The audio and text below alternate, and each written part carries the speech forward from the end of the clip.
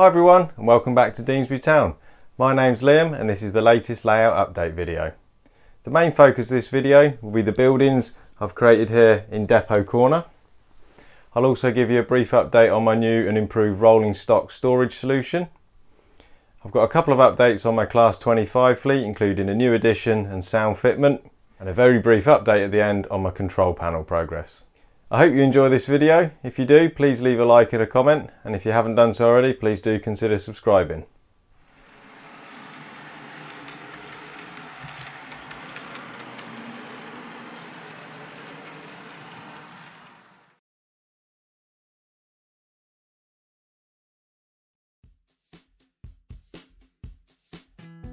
The vast majority of progress I've made on the layout since the last update is in this depot corner here, where I've replaced the previous buildings and the retaining wall with 3 brand new buildings. I'd received a comment on my last layout update about this area, which made me take another look.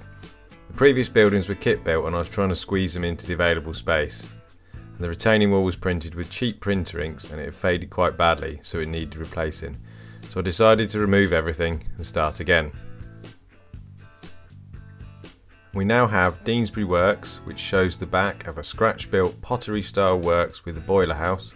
The chimney and its base here are temporary and I'm going to build a new replacement soon. I have a couple of videos I've made on the building of Deansbury Works if you're interested.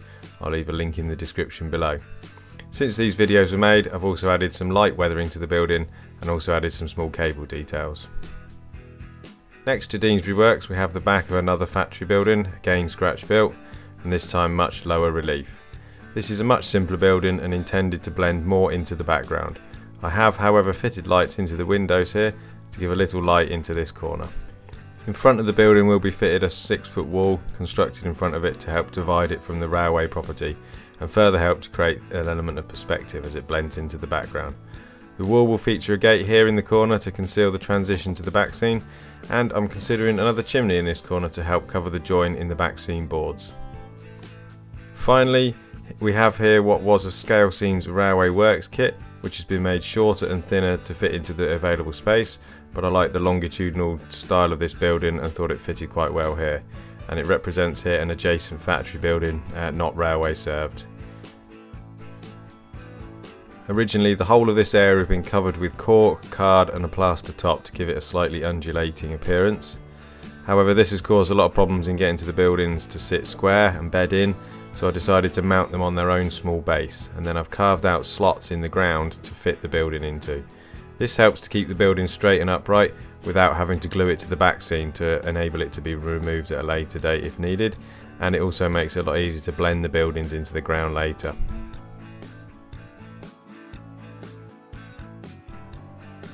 All the buildings in this corner now are fitted with LED lights and creates a nice glow in the corner. This factory here is only 6mm thick and so the lights really are squeezed in here, but I'm glad I've done this and it does make a difference to this corner of the layout. Inside the railway works I've added some pallets and workbenches and other small details, which coupled with the grimy windows help to hide the shallow depth of the building and create a nice scene.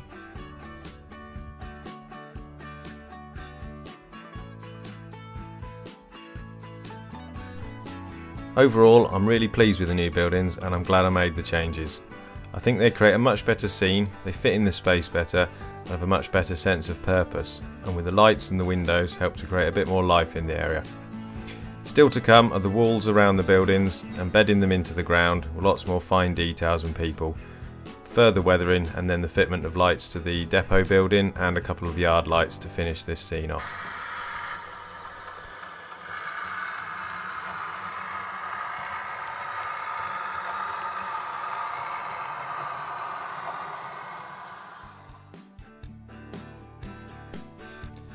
The next thing I've been working on is improving my rolling stock storage.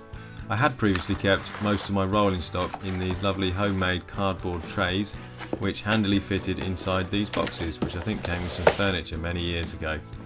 I kept them in this old chest of drawers, which was quite neat and tidy and kept everything out of the way, but I did find opening the boxes and getting them out of the drawer and onto the layout quite awkward, and the length of the trays made them quite difficult to move around. They have served me quite well, but I've outgrown the space they provided and I wanted something more user friendly. spent a long time looking around and eventually I've settled on this. This is really useful boxes drawer system or storage tower system. These are the 7-litre drawers and I found that ideally sized for storing 00 gauge rolling stock. I had considered using the laser cut wooden trays that you can find available, but I really wanted a drawer system rather than stacking crates for ease of use. I shopped around and found the 8 drawer towers available for £30 from Asda online, which I think is quite a reasonable price for 8 drawers. I've added inside these drawers a foam base and foam strips to keep everything from rolling around and preventing them from hitting each other, as well as some foam pads on the end, and for normal home use that seems to be quite good in keeping the trains nice and still. I'm currently in the process of fitting these out for all of my rolling stock. I've done quite a few so far with some coaches and wagons here, and the rainbow colours not only help to brighten the room but help to group the different types of stock. So with the rolling stock I've now got stored in the drawers, it is much easier to open the drawer and get the items out that you need and place them on the layout. The drawers don't have any form of stop fitted to them, but they are long enough to allow access for most items while still being retained safely in the tower. This is going to make adding and removing rolling stock from the fiddle yard so much easier in the future, and a great addition to the layout.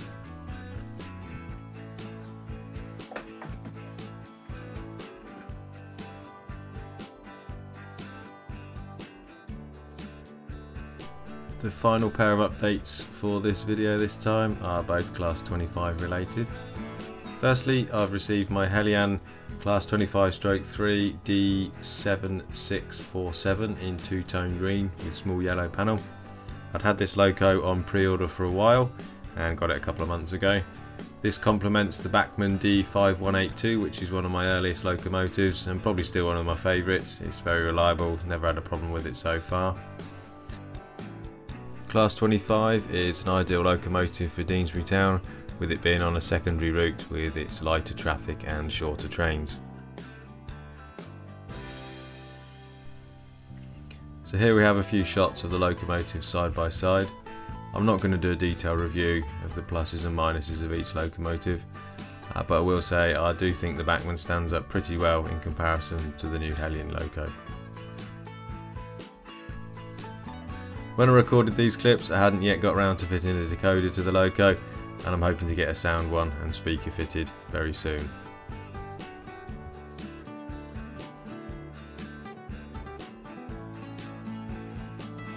Which brings me on to the final bit of Class 25 news. I've finally got round to purchasing and fitting a Locksound 5 decoder to the Bachmann Class 25. This has got double iPhone speaker from Roads and Rails, and I think the best thing to do now is stop talking and have a listen.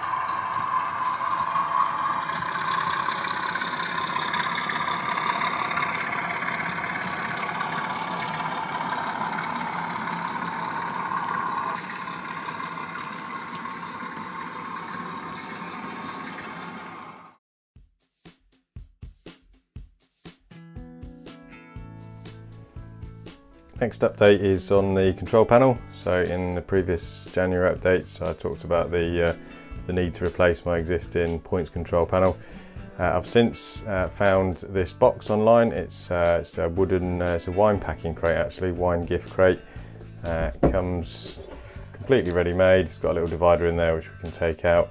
but it's a nice thick construction, but with a relatively thin lid, which I think is ideal for cutting out for LEDs and for switches on the lid, and the fact it's hinged with this little clip makes it nice and easy to access and to do the installation work. So the plan is to put all of the points control on here, but also some layout lighting controls as well, and also incorporate my NC power cab connections and my programming track selector switch here as well. So all of that will go into this box, and possibly with a connection out the side for the NCE. So the idea being that this will mount somewhere here. I'm not too sure if I want it hinging or on some sort of slide out so it can tuck away, so I can get access into the corner and then come out when it's needed as a control panel, or just hinge away. But probably something along the lines of the 25D pin connectors to go into the back there, so it can be taken off if needs be. But I thought that was quite a good price. I think it was about 15 quid delivered for the box, assembled, just about the right size to get all the switches and LEDs on for the point control and the lighting.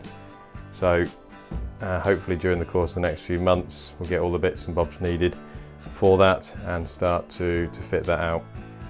Well, that concludes the latest layout update here at Deansbury Town. I do hope you've enjoyed this video.